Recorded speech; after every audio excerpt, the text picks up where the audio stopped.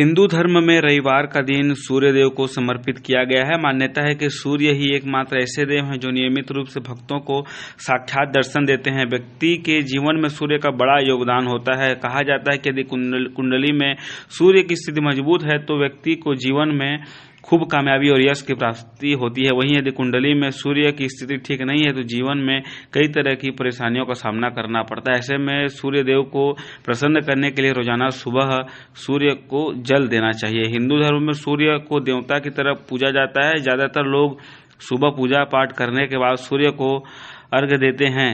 सूर्य को अर्घ्य देने में भाग्योदय होता है और मान सम्मान में वृद्धि होती है। इसके अलावा यदि किसी कारण विवाह में देर हो रही है तो नियमित सूर्य को जल देने से शीघ्र ही अच्छे रिश्ते आते हैं। ज्योतिषाचार्य पंडित मनोज शुक्ला बताते हैं कि सूर्य देव जब निकल कर हमारे घर में आते हैं तो उनका सम्मान एक लोटा जल उनके सम्मान में करना चाहिए और पूजन में नियमित रूप से चढ़ाना चाहिए, जिससे शास्त्रों में अर्घ्य कहा गया है। केवल सादे पानी का देना आतिथ्य सम्मान होता है। लेकिन पंडित मनोज शुक्ला आगे क्या कुछ कहते हैं, सूर्य भगवान को किस प्रकार का अर्घ्य देना चाहिए, साथ में क्या क्या और चढ़ाना चाहिए, उनके लिए देखें हमारी यह खास रिपोर्ट।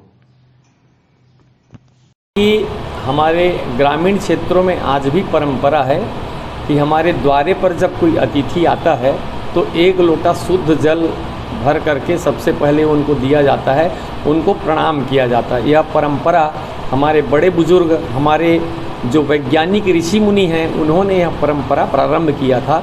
तो आज हमारे घर में हम सो कर के उठे रहें या न रहें, जिनके बिना पूरी दुनिया शून्य है, अंधेरे में हो जाती है, वह देव जब निकल करके हमारे घर में आते हैं तो उनको एक लोटा जल उनके सम्मान के निमित्त, उनके पूजन के निमित्त, जिनको हमारे शास्त्रों में अर्घ्य कहा गया है, केवल सादे पानी को देना एक आतिथ्य सम्मान देना होता है। लेकिन अर्घ्य यदि हम प्रदान कर रहे हैं, सभी देवी देवताओं को अर्घ्य प्रदान किया जाता है, जिसमें सूर्य को यदि हम अर्घ्य प्रदान करते हैं तो तांबे के लोटे में शुद्ध जल भर करके उसमें लाल चंदन मिला लें, उसमें थोड़ा सा सफ़ेद तिल डाल लें, लाल पुष्प डाल लें और यदि संभव हो तो अक्षत, पीला चावल उसमें डाल करके यह सब उसमें मिश्रण कर ले और वह जल ले करके अपना दोनों हाथ जितना ऊपर हो सकता है उठा करके अपने सिर के सामने से, ताकि उस गिरते हुए जल से हम सूर्य भगवान को देख सकें,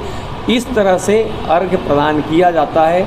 हमारे वैज्ञानिक आज के जो बड़े बड़े डॉक्टर हैं, जो विभिन्न तरह की शारीरिक वैज्ञानिकों का बहुत सारे अनुसंधान करते हैं, उनका कहना है कि यदि व्यक्ति प्रतिदिन भगवान सूर्य देव को अर्घ्य प्रदान करें तो उसमें से जो निकलने वाली रश्मियां हैं, किरणें हैं, वह शरीर को नया ऊर्जा प्रदान करती है, जिससे हमारे शरीर की बहुत सारी बीमारियां और कीटाणु जो हैं दूर होते हैं। इसलिए हर किसी को प्रतिदिन भगवान सूर्य देव को अर्घ्य प्रदान करना चाहिए।